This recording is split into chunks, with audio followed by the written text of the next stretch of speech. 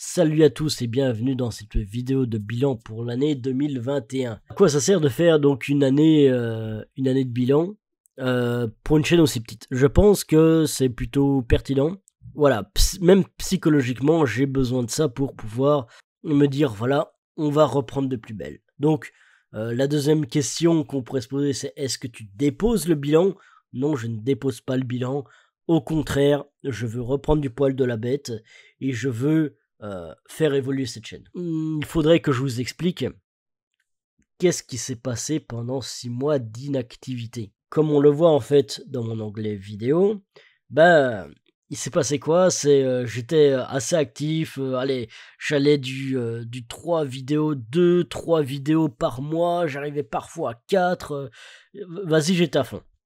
Et parfois beaucoup plus avec les challenges 100 Days of Code. Il y a 6 mois, annonce des 200 abonnés plus projet de la chaîne. J'ose même pas regarder la vidéo parce que je pense que la plupart je vais devoir faire tout tomber à l'eau. Parce que voilà, manque de temps en fait.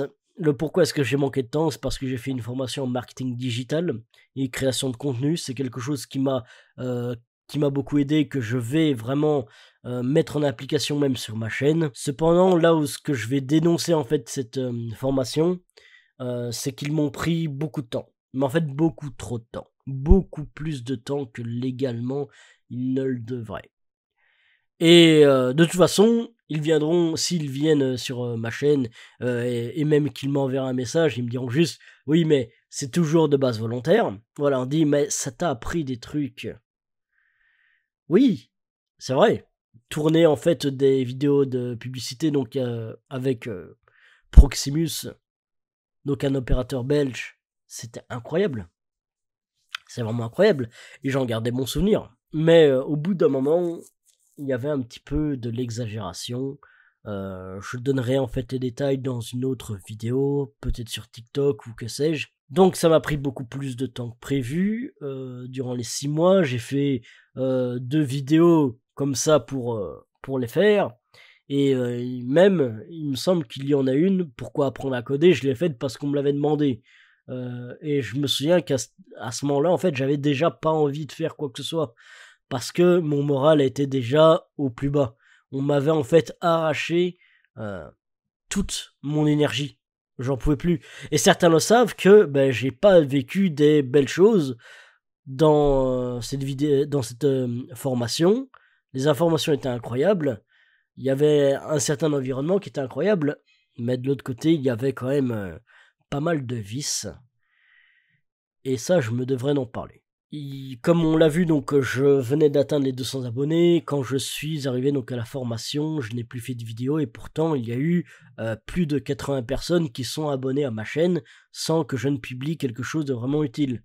Ces 2 vidéos d'ailleurs n'ont fait que des résultats très médiocres.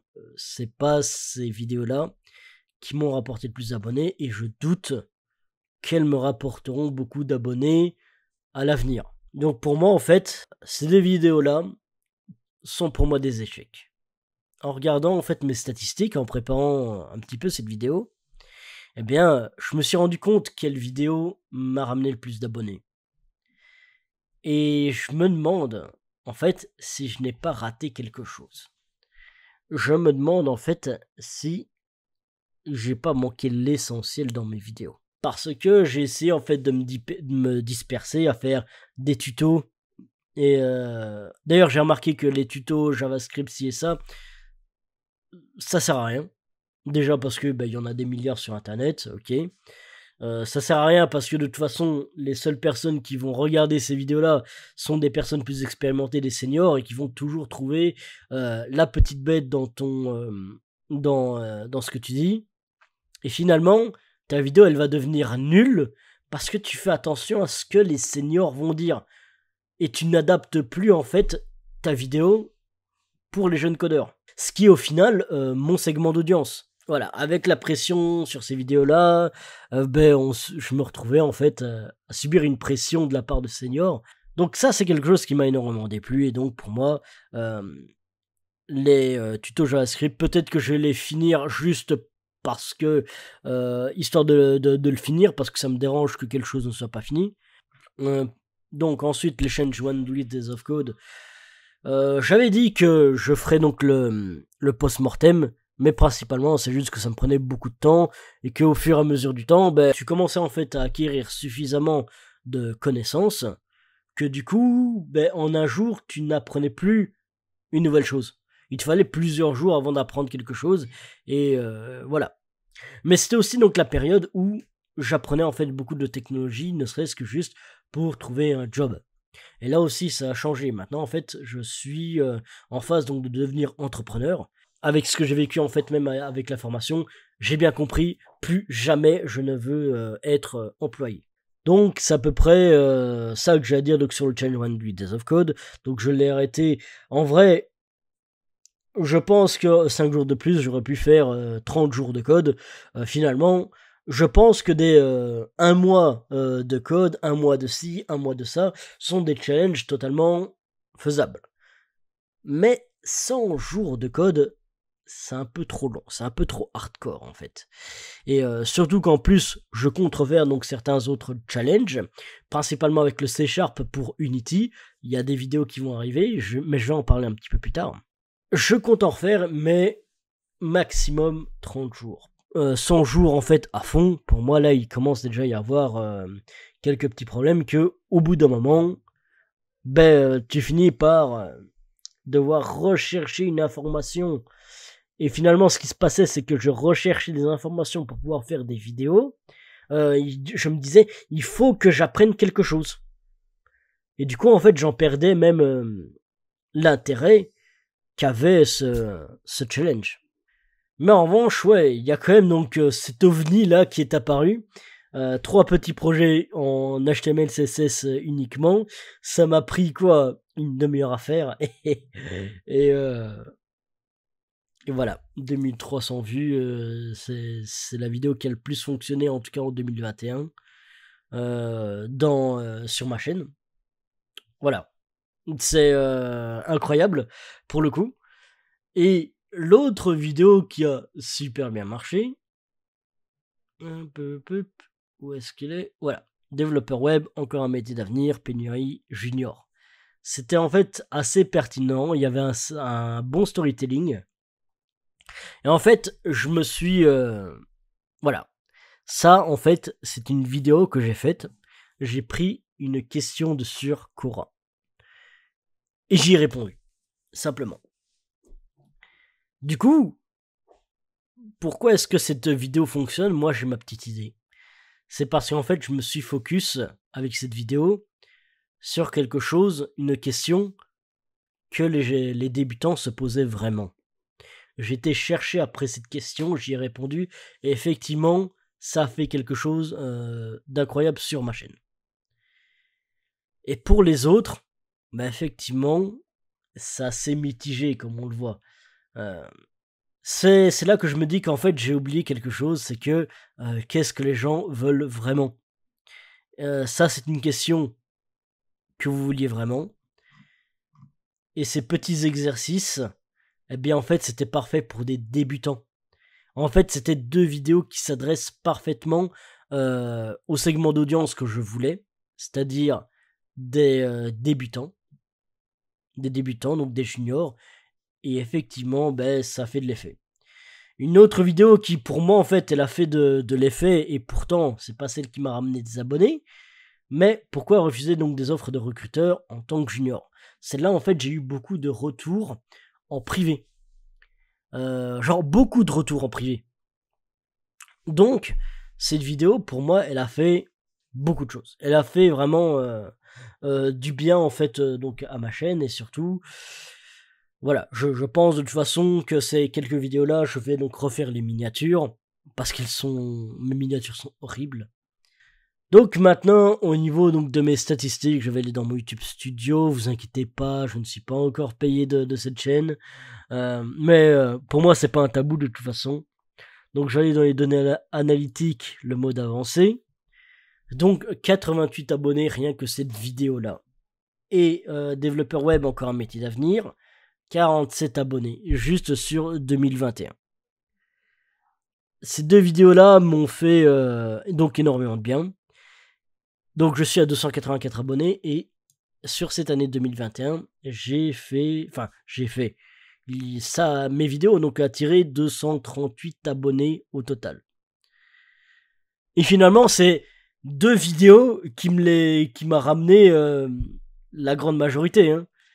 Donc au moins 50%, ce sont ces 2 vidéos-là qui les ont ramenés. Donc voilà, on en est à ça. Alors, pour moi, il y a quand même donc des endroits donc à améliorer donc dans mes vidéos, parce que tout ceci en fait, qu'est-ce que ça veut dire? Moi, de ce que j'ai compris, c'est que avec les taux de clics par impression, etc., c'est que mes vidéos, elles donnent pas de bonne impression. Ces 2 vidéos-là, le sujet était en fait intéressant, ok, mais pourtant, regarde, celle-ci a moins de taux de clics par impression que 3 petits projets en HTML CSS. Ça veut dire quoi? Ça veut dire que quand quelqu'un voit cette miniature quelque part dans son feed, elle ne clique pas dessus. Du moins, il n'y a que 4,8% de personnes qui cliquent dessus, et sur l'autre qui a une miniature correcte, 6,5%. Elles ont fait à peu près le même nombre d'impressions, et on va dire à peu près le même nombre de vues. Donc, c'est pour te dire que effectivement, en fait, mes miniatures sont dégueulasses. Voilà, il n'y a pas d'autres mots pour le dire. Mes miniatures sont dégueulasses.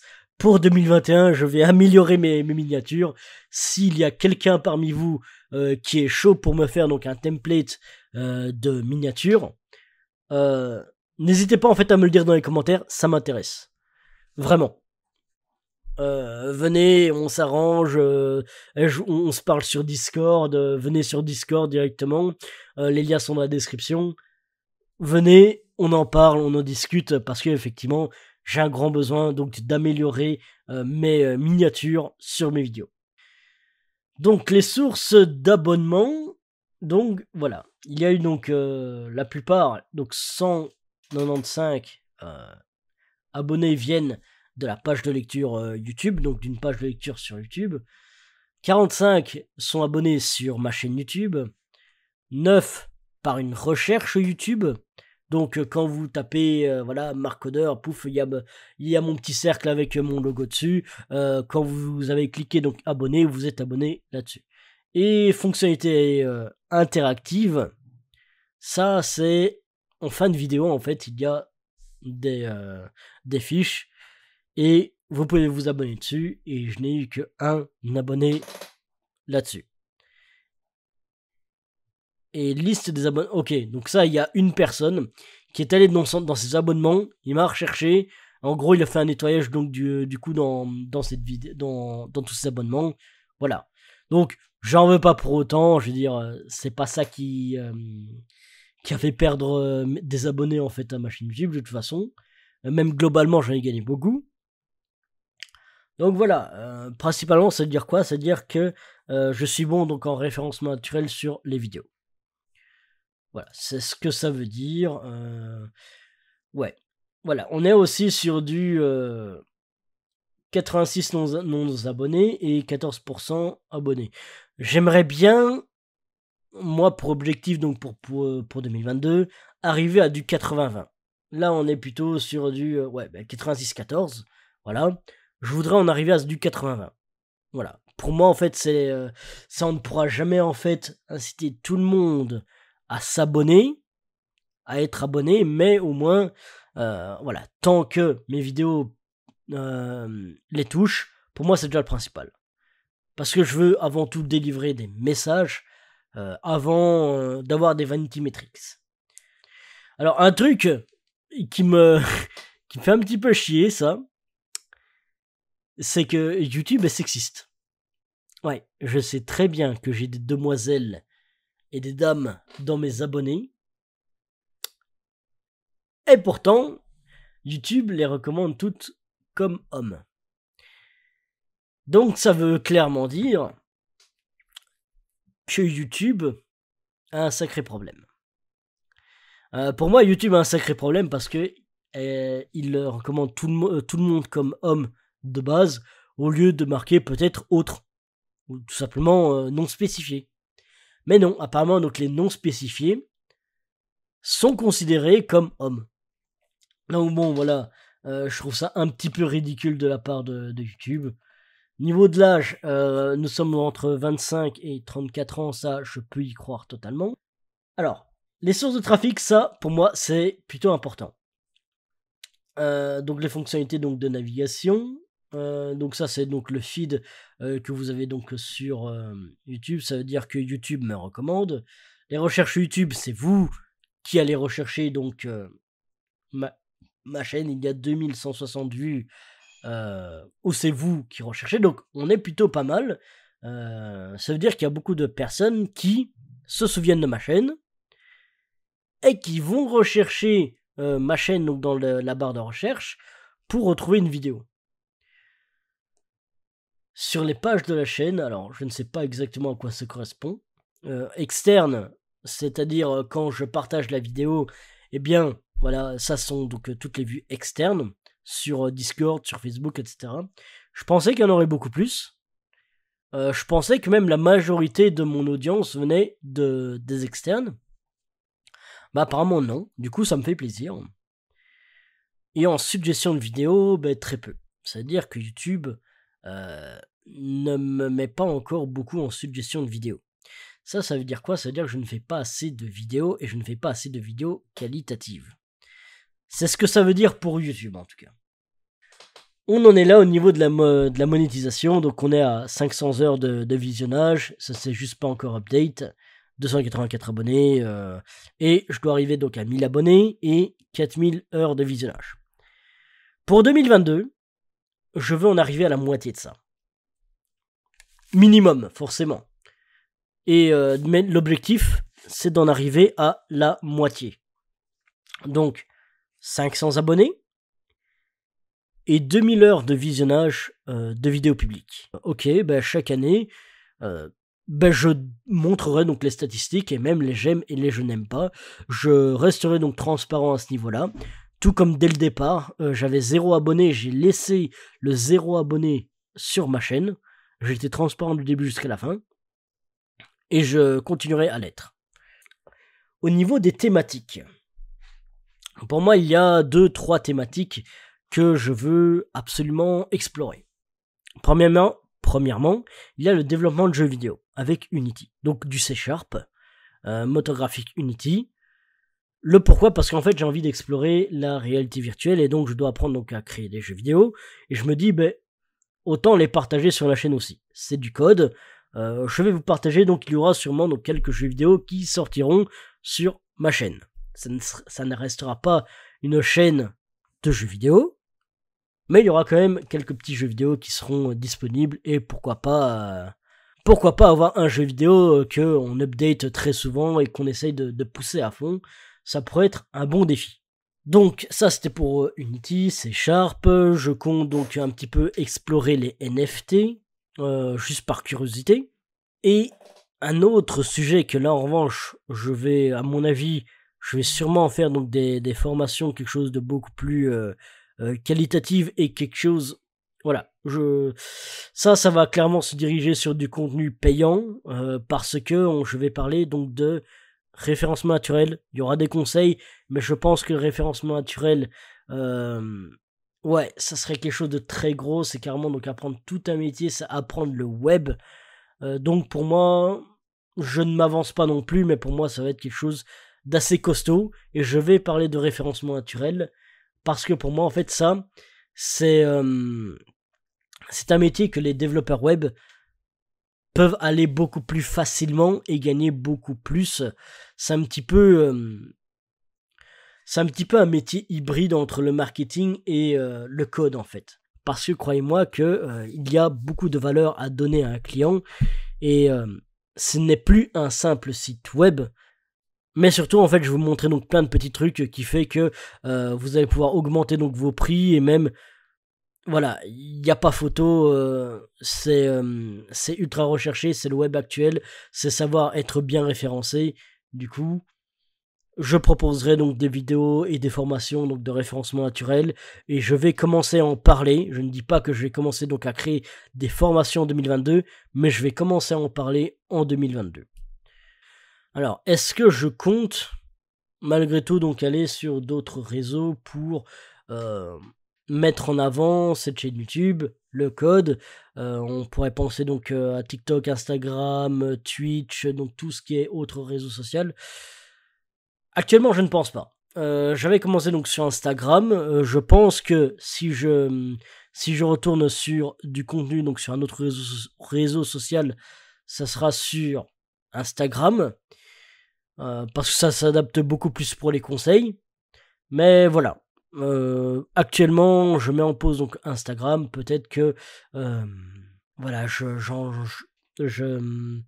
reprendrai donc Instagram plus tard. Dans tous les cas, à l'heure actuelle, on en est là. On a 284 abonnés, on est à la fin de l'année 2021 et j'ai donné donc mes objectifs pour 2022.